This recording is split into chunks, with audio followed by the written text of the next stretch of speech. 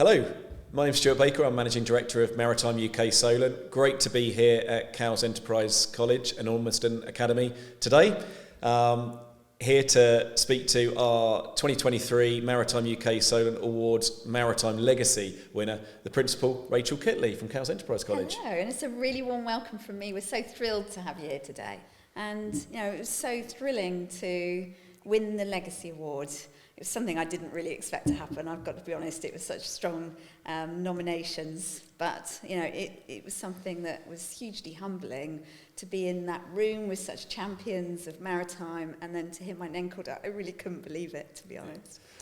We're delighted and a deserving winner. And I think the standard innovation you got on the evening as well. And I know so Stevedores, who sponsored this award kindly, they've sponsored it for the last 2 years and they've committed again for 2024. It's the marquee award.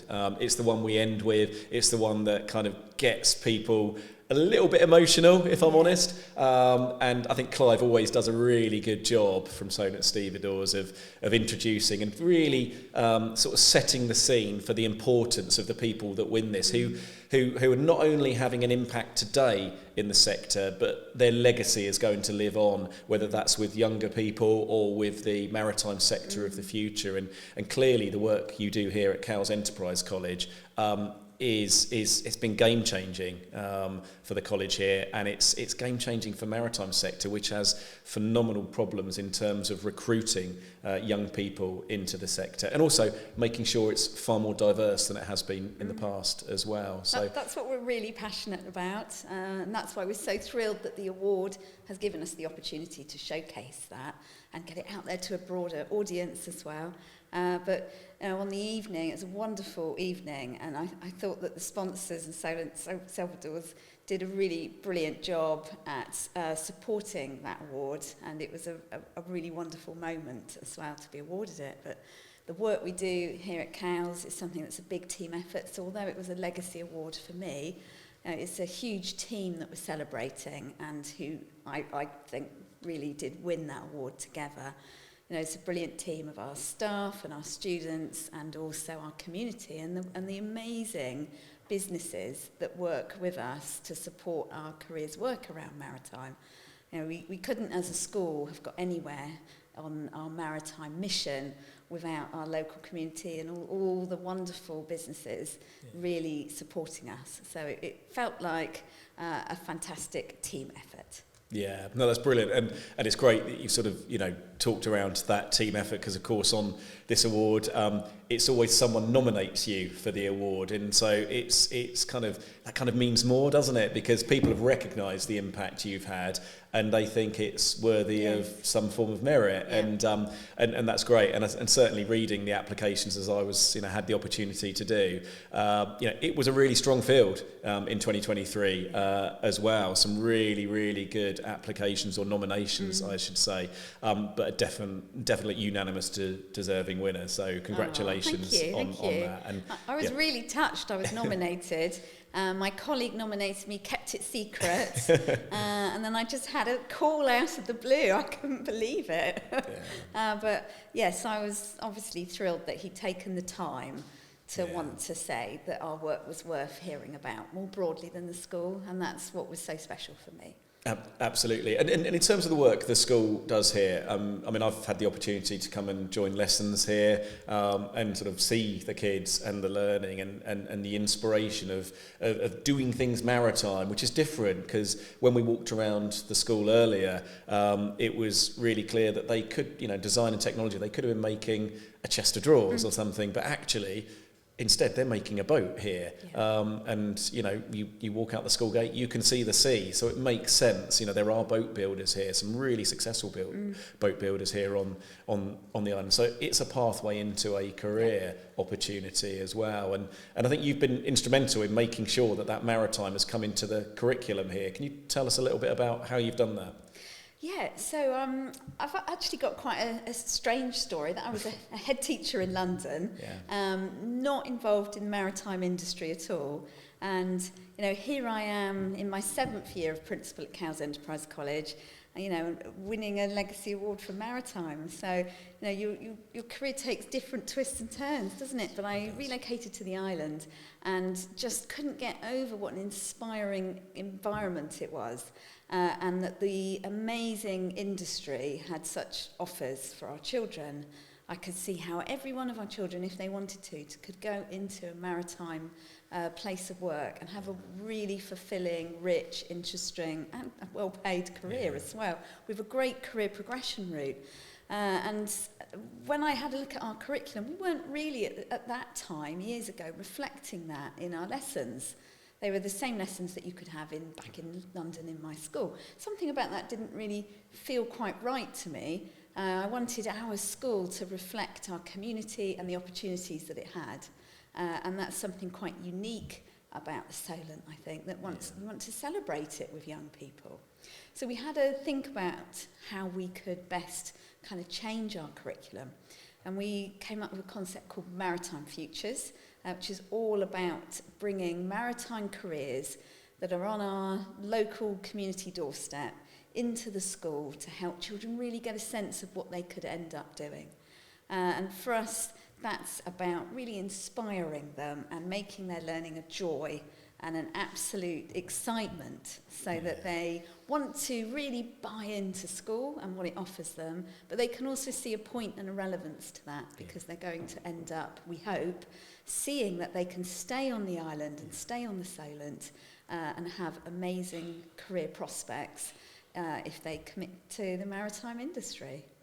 Absolutely. I mean, I think that's great, and I think that's a real powerful message, whether, a school is sat within a community that is sort of predominantly based on aerospace or even the visitor economy or maritime, as in here in the in the Solent, it's about 25% of our economy, and we're sat on an island now, and to bring that in, to make it tangible, real life to the young people, I think is all plaudits really. I think I think it really is amazing, and I know you've sort of you've been. I think one of the key features of this is, yes, it's been a success here, but actually I think part of yourself and the sort of wider team's efforts have been actually how can we help other schools in the area to almost think whether this is something they might want to do, and can you tell us a little bit about that, perhaps? Yes, definitely. So we felt we'd come up with a concept that was really working. We could see the children's aspirations rising, many more children going into really exciting things when they left us, into college courses at CCAM, for instance, really wanting to develop in those fields. Lots of children leaving us at 18 going into courses like naval architecture. So we could see that our children were better behaved, really enjoying their learning, going off to careers that were very rich and interesting. And we wanted to kind of spread the word, really. Yeah. So it started off really humbly, with us just really getting the word out there on what we were doing. And then we found great momentum followed, because schools were really interested in what we were doing. That idea of making learning really relevant and not having careers as a bolt-on in a school, having one day where you do all your careers work, but instead feeding it through the normal lessons and taking that learning right back to year 7 lessons as well, is quite an unusual concept for schools. So if I give you an example, when the children are in DT, they might be making a little sailboat, but they will be learning about the careers that will be attached to it in the real world while they're doing it. So it's really integrated into learning. We found that was very motivating for our young people, and actually for our teachers as well, because they really enjoyed putting together a curriculum that was unique to us. Interesting, yeah. So, we began spreading the word, and actually the Department for Transport and some charities, some industries, some companies really liked what we were doing and felt actually that the maritime industry could be really giving, and the government, in terms of, if we want a really strong pipeline into the industry, then actually that does need a bit of investment. So we gains funding to enable us to work externally as well. Yeah. So we work with other schools, brilliant. lots of schools across Solent in the south, but also schools right up in Scotland, for instance, to support them with their maritime locations and to do similar work. That's brilliant. Yeah, that is awesome, isn't it? And I suppose, Pat, I mean, does the reach of the Ormiston Academy help with that in terms of getting to other parts of the UK as well? Definitely does, because there are 43 schools in Ormiston, so it's one of the largest trusts in the country. And that's a whole network and family. And we're quite coastal, not entirely coastal, but instead of being a locally kind of placed trust, we operate across the whole country, but we've got lots of schools along the coast, particularly in the north. So that gives us the opportunity to kind of make lots of rich friends across different trusts as well. Yeah, and coastal communities are special, and I would say that I live in one, I kind of grew up in one, but they do have particular challenges, don't they? And we hear a lot from government around the levelling up agenda and making sure that prosperity is felt by every community. And I think coastal communities are often at the end of the line. They've had industries that have kind of come and gone, and can often be forgotten about, really. And I suppose on an island, you know, that's even more marked, really. And I think, you know, to bring some sort of ambition, some aspiration to young people who grow up in challenging communities is to show them that there is a world that they can be part of, and that they can be prosperous in and contribute to. I think is really good. So it's interesting that Ormiston have a sort of range of coastal academies. And you know, that's where a lot of our thinking has come from. I grew up, although I relocated from London, I grew up in Cornwall, so I'm used to a coastal background as well. And you know, for me, when I came here, it just felt like the opportunities were amazing, and really wanted to celebrate them. So I am really proud of the work we've done, but I'm really excited that so many other schools are tackling this same problem together in this way, because we know that coastal disadvantage is a really complex issue in education, and we know that there are some really unique challenges, but research tells us that children in coastal locations won't get quite the same results as those that are in more urban inner locations as well. So there's a moral imperative, if you are a coastal school, to really think about how you're problem solving. And to be able to do that work in a network of schools across the region and at national level, where we all get together and say, we come from a coastal location, how can we turn our location into something that is part of the solution and not the problem, is something that really resonates with me. And making sure that we don't sidestep the fact that we're a coastal school and say, we'll pretend we're not, but instead we say, actually, if we form a coastal collaboration of like-minded schools that really celebrate the location and the opportunities it brings, then together, you know, we can really start to shift what's happening out there in coastal communities. Yeah, and bring life back to those coastal communities as well. And I guess stop that brain drain as well from coastal communities. Just stay there, you know. When I first arrived on the island, some people said to me, "Oh, you've got to work out how to raise their aspirations so you get them off it." And you think, no, absolutely not. This is about being proud of our community and being able to stay and do amazing work for its future and be really hopeful and invest in what our community will be in the future. You know, you have such a privilege to work with young people. You see the next generation of society coming through, and it's about doing the absolute opposite of kind of, you know, getting them off to universities, to jobs in cities. It's saying, you know, that you might go off for a time, but you can come back. You don't have to go anywhere. Absolutely. You know, you can be here with a wonderful job that's really fulfilling, but you know, you can also give back to that community. So if I talk a little bit more about our curriculum, we really celebrate certain subjects and the way they connect with maritime. We use our history lessons where we can and where relevant to give children a sense of how proud they can be and where they come from. So it gives them a real sense that they are in a community where amazing things have always happened. I mean, we're looking out of a great window in front of us here, and actually if we'd stood here at the time of the Mary Rose sinking, we would have seen the Mary Rose sink from this spot. That's it. Yeah. So, you can kind of really say to the children, you come from this really rich history, and so much of the greatness of Britain has come from maritime, and we are really connected at Cowes with that rich history. Yeah. But you could take a subject like geography, and it gives them a great sense of their place now and how wonderful it is. So we look at the coast, the coastal geography, coastal defences.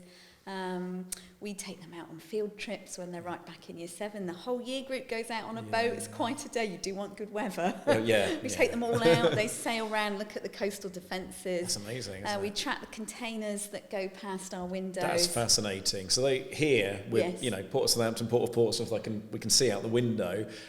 They are at the centre of almost global trade, aren't they? And you see these colossal container, the biggest ones in the world, going up to Port of Southampton, bringing goods into the country and taking exports out. So we really want to say to them, you are so well connected. You don't come from a place that's in the middle of nowhere on a bit of an island. You're in one of the major ports, which is contributing to the whole country and world's economy, and you are connected to through the ocean to ports and people all around the world. So history and geography really integral, and then we go to science, and we use that to really help the children understand quite difficult learning in a way that's really relevant and interesting to them. So we might have people that work within maritime industries in science coming in and supporting lessons and talking to them about what they do to inspire them to add to their academic resilience. But when they make their sailing boats, for instance, there's actually all that learning about forces and upthrust and why different designs work better on the water. So it can really enhance our curriculum as well. And then in DT, we count that as the linchpin, because the children can understand that in schools, learning shouldn't be abstract and theoretical for its own sake. We're all gaining that knowledge to go off and do jobs with it and be really practical. There aren't very many jobs that aren't really practical. So not only do they learn about the jobs that are here for them, but they learn that learning is relevant. And people do things with it, and it's worth gaining it, because when you know that, you can do things like make boats, when you know that science, and you can do things that are really inspiring and rich and interesting. And as we walk around the school, I know you're sort of proud to point out some pictures you had on the wall of alumni from the school, people who have gone on into maritime careers or sort of higher education courses. So you're starting to see, and the whole point of the award is the Legacy Awards. You're starting to see that legacy of these people who've, perhaps they're in that DT lesson or in that science lesson or in that geography lesson, and something just struck them and hit a chord. We all get that at our moment, don't we, at school? I remember that wonderful moment.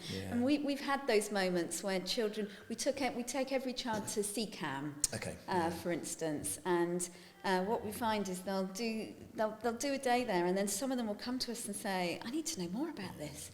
This is the kind of thing I can see I could do and love doing. So you just see that wonderful moment when something switches on. Absolutely. And they think, this could be really good fun. And they're so lucky to have CCAM so close, so Advanced Manufacturing for Maritime site, part of Isle of Wight College, with, industry involved, so it's got the right equipment in there that industry need. So young people will be learning on that equipment, which is means they can just hit the floor running really in employment. So a bit of a game changer for the island, that really. It's an incredible resource, and we like to get our children there as much as possible because it's industry standard, and we find that's really helpful in switching them on about maritime. Get rid of some stereotypes and misconceptions, see how bright and clean and airy and inspiring industry facilities can be, and how technically advanced and innovative the work that is going on out there in maritime is. And I think you picked up on the sort of diversity point there, and it's something that maritime has always struggled with. It's very male dominated, and I think we need to make sure that with a sort of workforce challenge, need to make sure we've got as many people being inspired and seeing that maritime, the breadth of careers that are in maritime is for them, whether you're female, male or whatever. It's really important, and it's this is kind of like this is completely sort of gender neutral, the sort of opportunity that they've got here, isn't it? With it's really important to me that the offer goes out to every child. It's a curriculum offer that isn't about a child that's older and has picked it, and they've got parents in the industry and they know that they want to pursue that.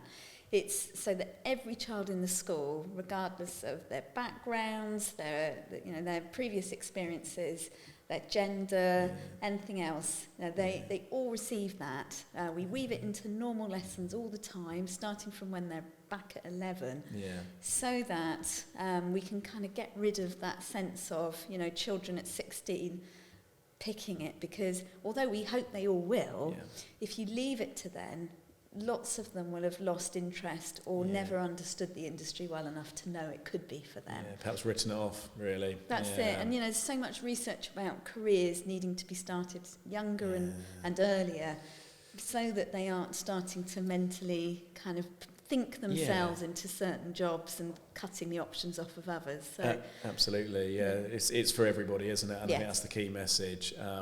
And I know when we speak to businesses all the time, it's recruitment is the big challenge they've got. So they need young people coming in to have getting young people inspired at a young age into the breadth of maritime careers is can only be good, and it's great that you've been able to share that with other schools in the region as well and across the UK. I mean, whilst I want the Solent is the most amazing maritime cluster in the UK, absolutely without question, it's a fact. However, there are some phenomenal maritime clusters across the UK, and I think we are an island nation.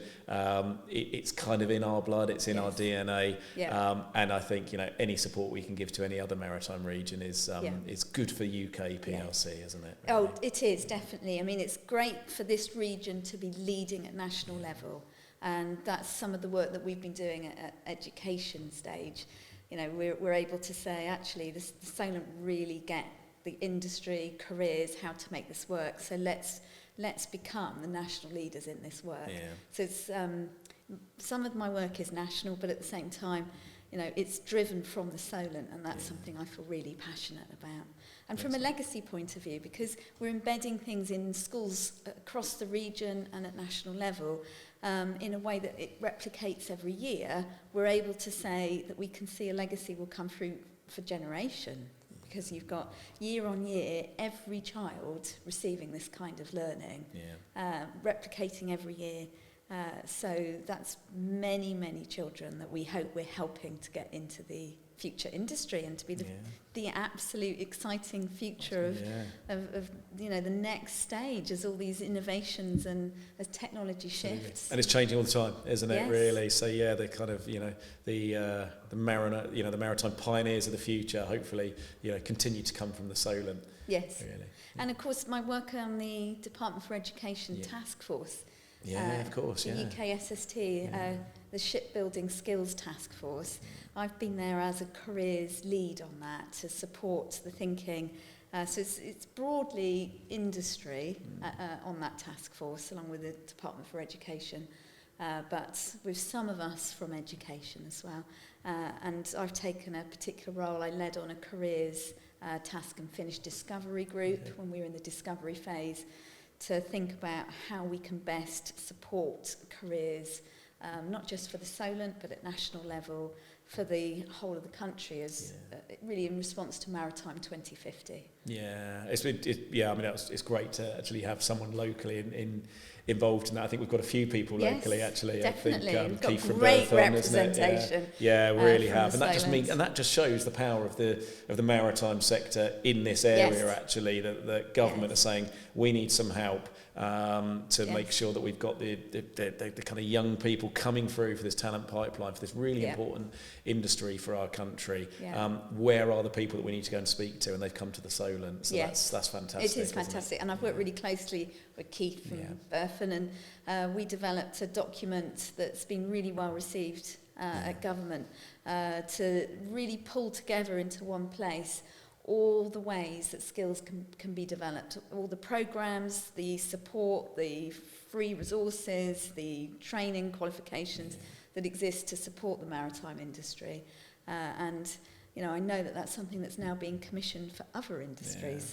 So maritime is leading the way for thinking about future careers and skills shortages more broadly. That's what we want. Yeah, no, that's good. And I think, when you're confronted with a chronic recruitment challenge, then you have to think differently. It kind of forces that. And I think, industry can only do so much, and clearly they need to have a really important role. But, people who are sort of experts in the field of education, it's great to have that on board as well. And you need both working in tandem, really, and it's really good to see that. In terms of industry links for Cowes Enterprise College, I mean, are they strong here on the island? They're and really more broadly? fabulous. Yes, we've got some very strong industry links with local businesses, organisations, and I've been really touched actually and humbled by when you reach out and say, I think this could be mutually positive. We want to upskill our teachers, get them learning the latest innovations in the industry. That's great for a subject like DT. We want to make sure that we're constantly in touch with what's out there. And also we find it energising and a positive way of teaching. But at the same time, we know that if we get our work right, then we're protecting the future of the industry as well. And at local level, we've had sponsorship, we've had funding. People have been so generous with their expertise and their knowledge and time as well. We've worked really closely with a whole group of organisations ranging from UKSA through to White Shipyards, CCAMS. Obviously, we've been tremendously well supported by Solent UK and Solent LEP as well. And too many to mention. But, what we found is that actually it's been broader perhaps than we expected as well. So places like the Royal Yacht Squadron have been very giving as well. So we've been able to, draw on all of that support to upskill ourselves and to feel confident that what we're doing is best for the future of the industry as well. Congratulations once again on winning the Maritime Legacy Award. We're so grateful that Solent Stevedores have sponsored this really important category. What would you say to sort of encourage people to apply for this award, but also, I suppose, to encourage other businesses like Solent Stevedores to get involved in sponsoring the Maritime UK Solent Awards 2024? Well, I really want to start by thanking Solent Stevedores because they supported, what is your big award of the evening, and they've really thought about that important question about legacy of all our work, and that's great that they wanted to get involved with an award that is so far-reaching over a long period of time as well. So I think for me, it's an award that is really worth thinking about sponsoring for those reasons. And it's a very special one because it is thinking in such a long-term way about the industry at a broad level. For us, we certainly found that it's helped us go to new heights having the backing of the success. And not only was it a wonderful opportunity to thank all the people involved and to promote our work as well, but it's just given us a new platform to keep working from. And for us, that's been a very special thing. Yeah, and if there's anyone listening out there to this podcast as well who thinks, actually, I work with someone or interact with someone who I really think has had a sort of impact on the maritime sector, what would your words be to encourage them to nominate that person? I was so touched to think that somebody took the time to nominate me when they're really busy already. And they did it without me knowing. Such a giving gesture. But actually, that I will carry having that award with me throughout my life. But also, I think it's made such a difference to what we're doing. We're a school, so maritime for us is a passion. It's not an obligation at all. It's not what we're paid to do. And therefore, it's something that to get the recognition for doing, we're thrilled about. But it also has helped us genuinely reach more people with our legacy because of the award itself. Brilliant. Yeah, that's great to hear from our perspective. It's been great speaking to you as ever. Thank you ever so much for your time. I know as a teacher, it's incredibly busy school day for you, and you're just off to another meeting as well. Congratulations once again as well. I mean, a really, really deserving winner. We were really pleased within the team to see you win as well. So thank you ever so much for your time. Thanks for your hospitality as ever here at Cowes Enterprise College. And everybody who's watching this podcast as well, if you want to know more, if you want to keep up to date with all the work we're doing at Maritime UK Solent, please visit our website, muksolent.com.